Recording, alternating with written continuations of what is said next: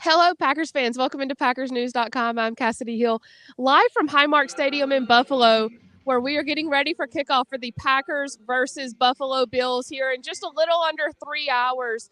Packers are a double-digit underdog. First time in Aaron Rodgers' career that he is a double-digit underdog, making it a tough situation here today against the 5-1 Bills. This will be a tough situation, a tough place to play, no matter where you're at in your season. For the Packers, especially at 3-4, struggling to find any sort of offense on any sort of identity on offense, defense not being able to pull up a full 60-minute game. This gets even tougher today, thus the double-digit underdog. If anyone has any questions, feel free to go ahead and drop them in the comments. We've got a few minutes here to answer questions. Of course, inactives will come out about 90 minutes before the game. That's when we will find out about left tackle David Bakhtiari. He practiced 2 days last week. This, of course, after 2 weeks of practicing 3 days and then not being able to go last week in the game, the loss versus the Washington Commanders. He practiced 2 days this week. He did not practice on Wednesday just to sort of give his knee a little bit of rest. But the Packers said this is now a very fluid situation. They will not know until maybe 90 minutes before kickoff. For that matter, they might not know until kickoff. He could be active. So if he is not on that inactive list, don't take that to mean for certain that David Bakhtiari will play. It will just be a matter of how that knee feels at kickoff. It'll be a matter of how that knee feels throughout the game. He could come out at any time. And that, of course, would move Elton Jenkins back around, Josh Nijman back around, put Royce Newman back into the lineup. So a very, very fluid situation on the Packers offensive line. And no big deal. They only have to face the Buffalo defense, spearheaded by Von Miller, holding opponents to an average of 13.5, I believe, points per game. And this Packers offense is struggling to score even 17 per game. See, we have a couple of questions coming in. Oh, the most important question right away. Isaiah, Kassidy, did you get a chance to have some wings? My friend Rachel, who you might remember from Green Bay, is over here watching me, and she took us out to get some wings last night here in Buffalo, and they were very good. It was also Halloween weekend, so we didn't stay out too late. But they were the biggest chicken wings I think I've ever had in my life. Very good. Okay, Levi asked, will the Packers run the ball 30-plus times in playtime of position game, keep Allen on the sideline, and allow the D to be rested all game for once? Honestly, the best defense against Josh Allen is to keep him on the sideline. He leads the league, averaging 330 passing yards per game. Guys, this is a dual threat guy who's supposed to use his leg, and he's putting up over 300 passing yards per game through the air. So best defense, of course, is to keep him on the sideline, especially when he's got a guy like Stephon Diggs now here in Buffalo. Packers have struggled with time of position because they're going 3 and outs, 5 and outs, maybe where they're getting one first down and then having to punt. And it's putting the defense back out on the field. If you remember versus Washington, Packers went 3 and out. Defense came out and had a 9-minute drive. And then the Packers came out and went 5 and out right away. And so the defense is not getting any sort of rest. Even when they are helping on the scoreboard, they're hurting themselves. That Devondre Campbell pick 6, that put the defense right back out on the field. So they're not getting very much time, and the offense is not giving them any help with that in mind. Craig says, what would it take for the Packers to do something they have never done, win in Buffalo? Craig, I'll be honest, I didn't know that stat. That's a very interesting stat, that they have not won in Buffalo. Luckily for them, it is not super cold. Of course, the Packers are used to the cold, but the wind is what gets you here in Buffalo. And as of right now, I'm down on the field. I am in one layer. I'm not cold, and there is no wind. And so that could very well work in the Packers' favor tonight. Although with the wind, you're forced to keep it on the ground, and that might be the best thing for the Packers is for someone to tie their hand and force them to run the ball. As Levi asked, will they run the ball 30-plus times? They might need the weather to force them to keep it on the ground because I don't know if anything else will. Randy asked, is there any news on Watson, Lewis, Dobbs, and Gary? Watson, not yet. We should know that 90 minutes before kickoff with inactives. Lewis, that's usually a vet rest day. He should be okay. Dobbs, I don't believe there's anything that would keep Dobbs out. Rashawn Gary in concussion protocol. So that one we will also know 90 minutes before kickoff. But do remember that they elevated Kobe Jones off of the practice squad yesterday to the active roster for this game. Does that mean Rashawn Gary won't play, or does that mean they just want a little bit of depth there at linebacker with Tipa Naliai and Chris Barnes still out and on IR at the moment? I would lean towards the latter. Even if Rashawn Gary does play, they're going to want that linebacker depth there. Levi asks, who fields punts tonight? I see a lot of people milling about on this field. They might just grab one of them, Levi. No, the coaches did speak very highly of Amari Rogers still this week and talked about the trust they have in him, the hands he has. But of course, when you put the ball on the ground, teams then know that they will come after you because of that. And so the Buffalo Bills, who have a dynamic special teams unit as is, expect them to go after Amari Rogers tonight. Because of that, do we let him see a few more punts go, try to roll towards touchbacks or into the end zone, fair catches? It's just tough with punts, especially. It's a whole different position than kickoffs, which Keyshawn Nixon has been handling just fine. Levi also says Rogers needs to get under center and hand it off and use PA off and a pass attack, off and attack the middle of the field and stop all the short 3-yard passes to the sideline. They've had a little bit of trouble, just remember, kind of getting deep downfield this year. And your run game is what sets that up. And so if they can run well, they can set up those deeper passing attacks where they're not having to take 3-yard shots to the flat and to the sideline. That being said, because of that issue, there has been some criticism this week from Aaron Rodgers to his young receivers and vice versa from the outside world on Aaron Rodgers because of the way he leveled that criticism.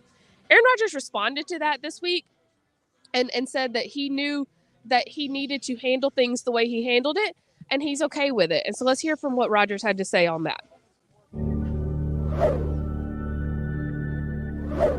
I'm not saying anything on Pat that I'm not saying to those guys.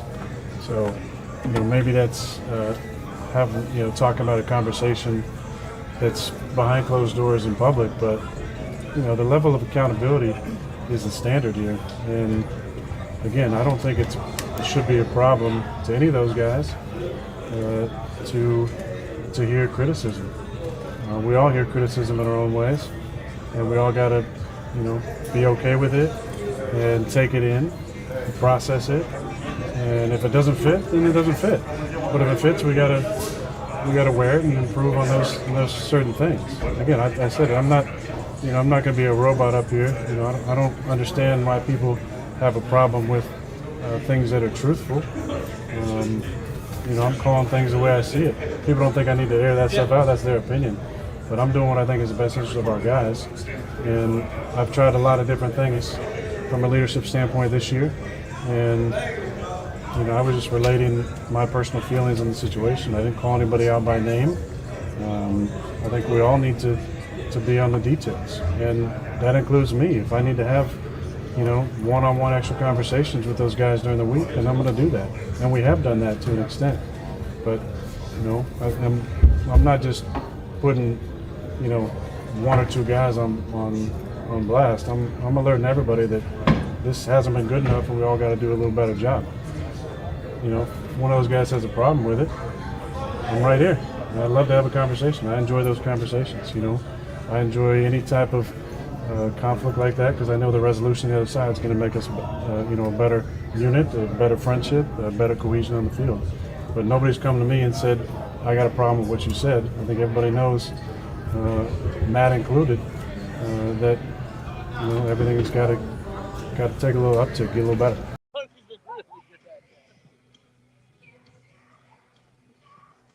I did talk to the teammates this week, Romeo Doubs, Christian Watson, and Samari Toure, about that criticism from Aaron Rodgers to find out how they took it. And essentially all of them said the same thing. Romeo Doubs specifically, I spent about 20 minutes talking to Romeo Doubs on Thursday. And what he broke it down to is, I have a very limited amount of time with one of the best quarterbacks of all time. So I'm going to do everything I can to soak in everything he wants to teach me. And if that comes with some criticism and if that comes with some yelling, then that's just part of it. And I think it's a very mature response for a rookie receiver. And if that goes and transfers out onto the field, then so be it. Because as we've seen a couple of people mention, there were a lot of drops last week. I think Romeo had 4 targets, no receptions. Of course, Sammy Watkins took the blame for 2 of those misses in the Washington Commanders' loss. But there were lots of drops, not just from Romeo Doubs, but from Alan Lazard, from Robert Turner, from several others. It was a chronic issue last week. Now, that can be a little contagious. And so you get a couple of easy shots tonight. Levi, I know we were saying you don't want to take those 3-yard shots to the flat all night, but a couple of those just to get the offense moving and get that confidence back in their hands after a week of drops could be the best thing for some of these receivers. You were saying play action. I see that now off under center. Okay, let's see. We have a couple more questions here.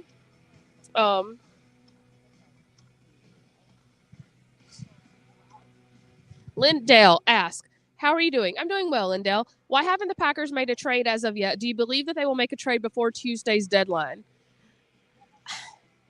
I would think yes. Something that my colleague Ryan Wood has said all week, and I think is makes a lot of sense, is that we'll find out what Brian Gutekunst thinks of this team when it comes closer to the trade deadline.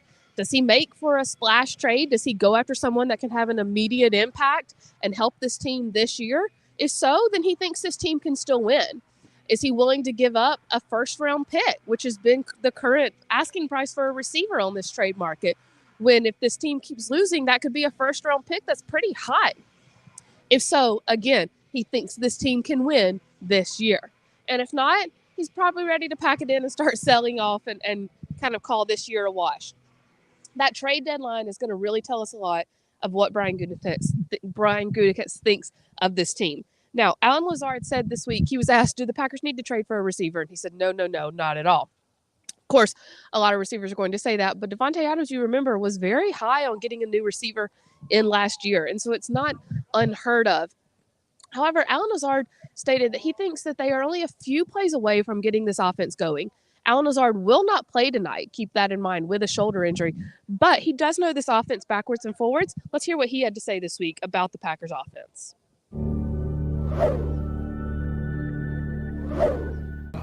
You could say things aren't going as planned this year from a top to bottom perspective and everything, but that's just the game of football and really life. So, we're still stay positive. Even last week, obviously didn't get the results that we wanted and everything, but even going into that week, I was still very confident in our room and our ability as an offense. And truthfully, I still feel that same way. I think we're only really less than 5 plays away from really changing a game and flipping the momentum and really just instilling that confidence in us as an offense, but even more so as our team. And, I think that's just that's the part that we're missing right now. As we said, Alan Lazard not playing tonight with that left shoulder injury. He was out of the sling on Friday, so he is recovering, but does not want to push it by playing tonight. So does that force, again, the Packers to stay on the ground game a little bit more?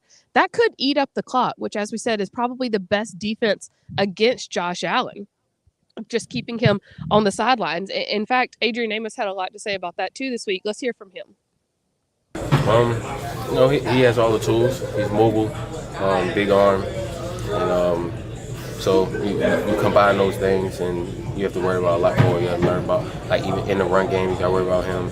You got to worry about the play action, the zone read, the RPO, stuff like that. So there's a lot you got to, be ready for.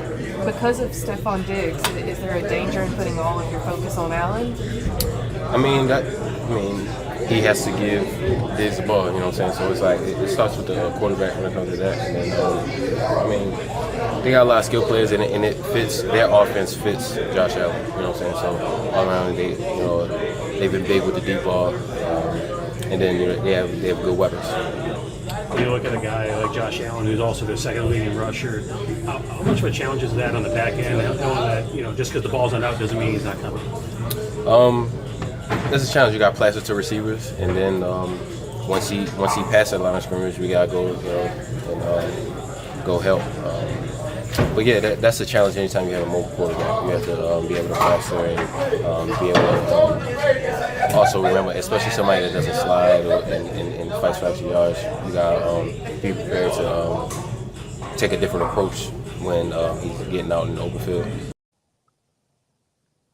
So you heard there from Adrian Amos that the biggest thing to do with Josh Allen is to remember that he's responsible for every single yard that comes on this field. So don't even let him ever kind of get out of the pocket where he can hurt you with his legs. He can hurt you with his arms. He can get downfield to Stephon Diggs. He's a dangerous, dangerous man. Of course, you do have to still account for Stephon Diggs. Levi asked, does Jair follow Diggs tonight and redeem himself? And how do they limit Allen killing them with his legs like they let Heineke step up and avoid the rush too much last week? Blitz more, for starters. That's something a lot of the defensive guys said this week was try to blitz more Josh Allen. push him into those hard situations where he thinks he can get the ball downfield. But of course, Jair on Stephon Diggs is going to be probably the biggest matchup of this game. Jair stayed on Terry McLaurin last week, and Terry McLaurin got the best of him by the end of the game. In the third, especially in the fourth quarter, can he lock up Stephon Diggs for an entire game tonight is the question. He could probably do it for a half for sure. He can do it through the third quarter, but can he do it for a full 4 quarters when the Bills know that they can go to him and that they're going to be able to run the ball as well? Forcing Josh Allen into some of those interceptions again could be the key to the game. I think I said my score prediction was 17 for the Packers, and one of those being a defensive score, because you can, for as of a gunslinger he is, that gunslinger can work against you at times when it comes to turnovers. And if the Packers can win this turnover battle, it'll be one of the few chances they have to probably win this game. If anybody else has any questions, feel free to go ahead and drop them in the comments. We've got a couple more seconds here, and then we'll get ready to sign off and get you ready for kickoff. As we said, Packers a double-digit underdog here in Buffalo. No Allen Lazard. We will find out 90 minutes before kickoff about Christian Watson and Rashawn Gary. Probably won't know until close to kickoff about David Bakhtiari if he is active. He could be placed on that inactive list, which will come out at around 6:50 Eastern, so 5:50 Central there in Green Bay. I see a couple of score predictions. 28-12 Green Bay. That's optimistic, Randy. I think I said 42-17 Buffalo, but crazier things have happened. Whatever happens, we will be here to cover it for you all in Buffalo. Make sure to follow Tom Silverstein's live blog, kicking up before the game about half an hour or so, and then going through the game. Pete Doherty and I will be here on Facebook Live to come to you after the game. And then Spoon, Ryan, and I will have our Green 19 podcast to wrap up the day, and full coverage, of course, on PackersNews.com here from Buffalo for Packers versus Bills. Thanks so much, guys. We'll see you next time.